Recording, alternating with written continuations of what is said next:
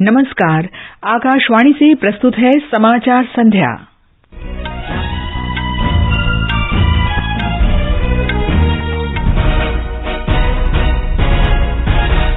प्रधानमंत्री नरेंद्र मोदी ने कहा, प्रौद्योगिकी देश के विकास को गति देने का साधन। राष्ट्रीय प्रौद्योगिकी दिवस के अवसर पर कई वैज्ञानिक परियोजनाएं राष्ट्र को समर्पित। देश में अब तक 5 करोड़ से अधिक लोग अटल पेंशन योजना से जुड़े। पाकिस्तान के सुप्रीम कोर्ट ने पूर्व प्रधानमंत्री इमरान खान की गिरफ्तारी को गैर कानूनी बताते हुए तत्काल रिहाई का आदेश दिया। अजरबैजान के बाकू में विश्व कप निशानेबाजी में दिव्या टीएस और सरबजोत सिंह की भारतीय जोड़ी ने 10 मीटर एयर पिस्टल स्पर्धा में स्वर्ण पदक जीता। मौसम विभाग ने कहा, चक्रवाती तूफान मोखा के कल सुबह तक बंगाल की खाड़ी के दक्षिण पूर्व में अति भीषण रूप लेने की आशंका।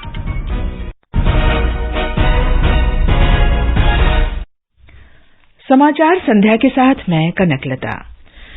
प्रधानमंत्री नरेंद्र मोदी ने कहा है कि प्रौद्योगिकी देश के विकास को गति देने का एक साधन है। उन्होंने कहा कि आर्थिक विकास, सतत विकास लक्ष्यों को हासिल करने और एक समावेशी पारिस्थितिकी तंत्र के निर्माण के लिए प्रौद्योगिकी आवश्यक है। प्रधानमंत्री ने आज नई दिल्ली के प्रगति मैदान में राष्ट्रीय प्रौद्योगिकी सप्ताह 2023 school to startup igniting young minds to innovate का उद्घाटन किया। इस अवसर पर प्रधानमंत्री ने 5,800 करोड़ रुपए से अधिक की कई वैज्ञानिक परियोजनाओं का शिलान्यास और लोकार्पण किया। श्री मोदी ने स्मारक डाक टिकट भी जारी किया और स्वदेशी वैज्ञानिक तथा तकनीकी प्रगति को दर्शाने वाली प्रदर्शनी का उद्घाटन किया। प्रधानमंत्री नरेंद्र मोदी ने इस अवसर पर कहा कि 11 मई देश के इतिहास में एक गौरवशाली दिन है, क्योंकि इस दिन भारतीय वैज्ञानिकों ने पोखरण परमाणु परीक्षण करके देश को गौरवान्वित किया था। 11 मई का ये दिन भारत के इतिहास के सबसे गौरवमयी दिनों में से एक है। आज भारत के वैज्ञानिकों ने पोखरण में वो उपलब्धि हासिल की थी जिसने मां भारती की हर संतान का सिर गर्व से ऊंचा कर दिया था। मैं वो दिन कभी भूल नहीं सकता जब अटल जी ने भारत के सफल परमाणु परीक्षण की घोषणा की थी। पोखरण परमाणु परीक्षण के जरिए भारत ने न केवल अपने वैज्ञानिक सामर्थ्य को साबित किया, बल्कि भारत के वैश्विक कद को एक नई ऊंचाई भी दी थी। प्रधानमंत्री ने कहा कि पिछले 9 वर्ष में विज्ञान और प्रौद्योगिकी के क्षेत्र में एक मजबूत नींव रखी गई है।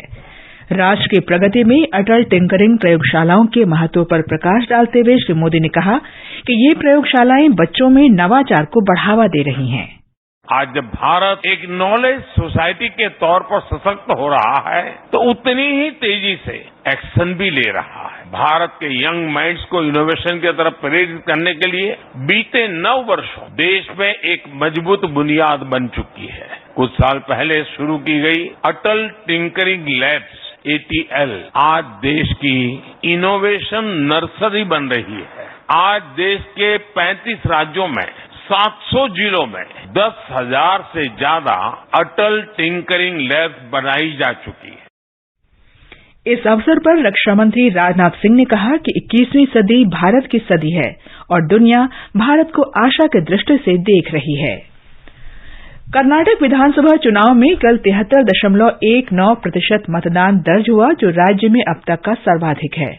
हमारे संवाददाता ने बताया है कि 2018 के विधानसभा चुनाव में 72.44% और 2013 में 71.83% लोगों ने वोट डाला था। कर्नाटक ने पिछले विधानसभा चुनाव में हुए मतदान के सभी आंकड़ों को पीछे छोड़ दिया है। जिलों की बात करें तो इस बार चिकबल्लापुरा में सबसे अधिक 85.56% वोट पड़े, वहीं सबसे कम 52.33% मतदान बेंगलुरु दक्षिण जिले में दर्ज किया गया। बेंगलुरु ग्रामीण जिले की तस्वीर इससे बिल्कुल उलट रही, जहां 85.08% मतदान दर्ज किया गया। राज्य के कई जिलों में 80% से अधिक मतदान हुआ। इन जिलों में चामराजनगर, चित्रदुर्ग, हासन, हावेरी, कोलार, मंड्या, रामनगरम और तुमकुर शामिल हैं। सुधिंद्रा के साथ आकाशवाणी समाचार के लिए बेंगलुरु से मैं आदित्य शुक्ला। मुख्य चुनाव अधिकारी मनोज कुमार मीणा ने बड़ी संख्या में मतदान के लिए मतदाताओं को धन्यवाद दिया है। मतगणना 13 मई को होगी।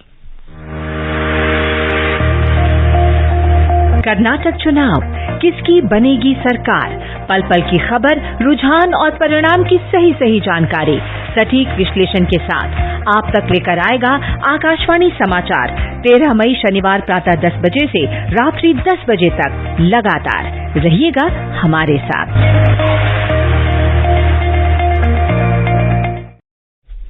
ये समाचार हमारी वेबसाइट newsonair.com/hindi और हमारे mobile app news on AIR पर भी उपलब्ध हैं। सबके लिए सामाजिक सुरक्षा, अटल पेंशन योजना, मोदी जी का संकल्प। योजना उन नौजवानों के लिए है ताकि आप जब 60 साल के होंगे आपको कभी किसी के सहारे की जरूरत न पड़े, आप अपना बुढ़ापा भी गौरव के साथ बिता सको। अब तक इस योजना से 5 करोड़ 20 लाख से अधिक लाभार्थी जुड़ चुके हैं। अगर आप भी 18 से 40 साल की उम्र के हैं तो मासिक अटल पेंशन सहित योजना के 3 गारंटीड फायदों की जानकारी के लिए अपनी बैंक शाखा से संपर्क करें। समाचार संध्या में आपका फिर स्वागत है।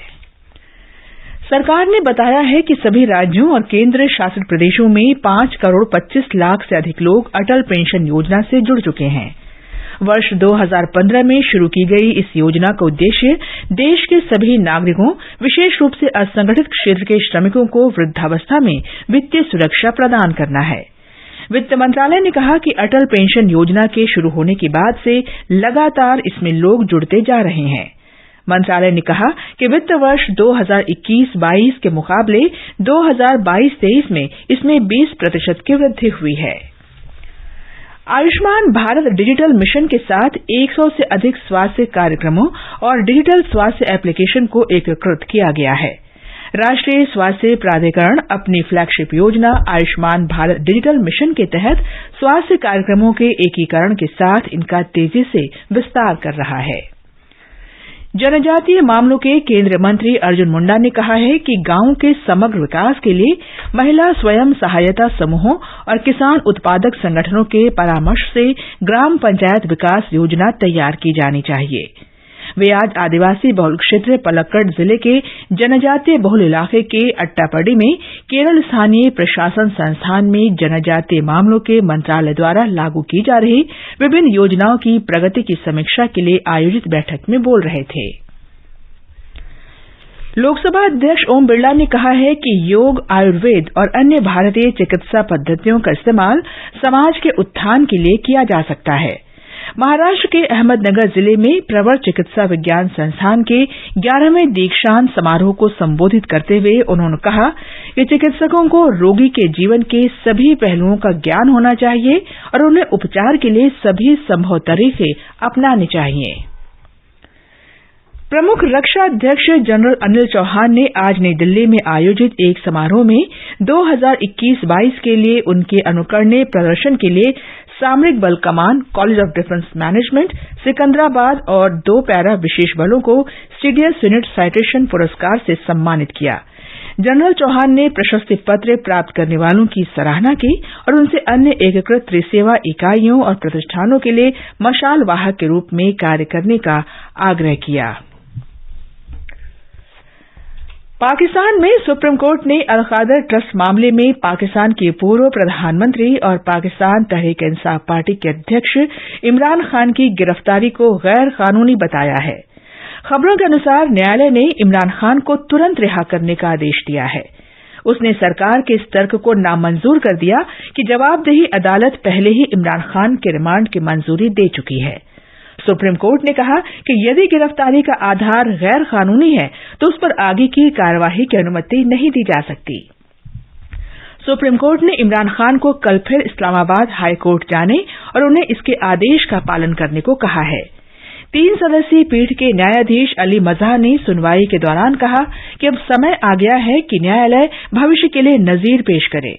उन्होंने कहा कि इमरान खान को जिस तरह गिरफ्तार किया गया उसे बर्दाश्त नहीं किया जा सकता।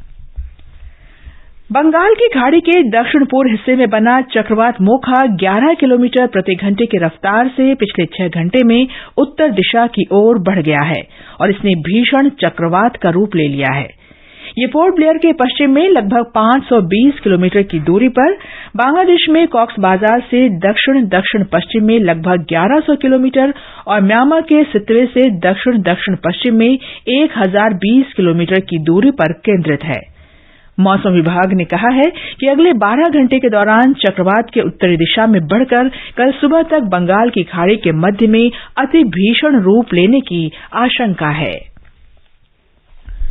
महाराष्ट्र के मुख्यमंत्री एकनाथ शिंदे ने कहा है कि मौजूदा सरकार की वैधता को चुनौती देने वाली कई याचिकाओं पर उच्चतम न्यायालय के फैसले से सत्य की जीत हुई है। मुंबई में संवाददाता सम्मेलन में उन्होंने कहा कि मौजूदा सरकार न केवल जनादेश बल्कि जनता की पसंद के भी अनुरूप है, क्योंकि ये शिवसेना संस्थापक बाला साहेब ठाकरे के सिद्धांतों के अनुसार काम कर रही है। उप मुख्यमंत्री देवेंद्र फडणवीस ने महाराष्ट्र की मौजूदा सरकार की वैधता पर उच्चतम न्यायालय के फैसले पर संतोष व्यक्त किया। महाराष्ट्र की सरकार पूर्णतः संवैधानिक है, पूर्णतः लीगल है। पहला मुद्दा, सुप्रीम कोर्ट ने यह कहा कि स्टेटस को एंटेन नहीं किया जा सकता। उद्धव ठाकरे इन्हें वापस मुख्यमंत्री नहीं बनाया जा सकता, जो उन्होंने मांग की थी उनके पिटीशन में, ये बहुत स्पष्ट रूप से उच्चतम न्यायालय ने कहा है। ये समाचार आकाशवाणी से प्रसारित किए जा रहे हैं। ताजा समाचार जानने के लिए आप हमारे Twitter handle @AIR News Hindi को फॉलो कर सकते हैं। ये आकाशवाणी है।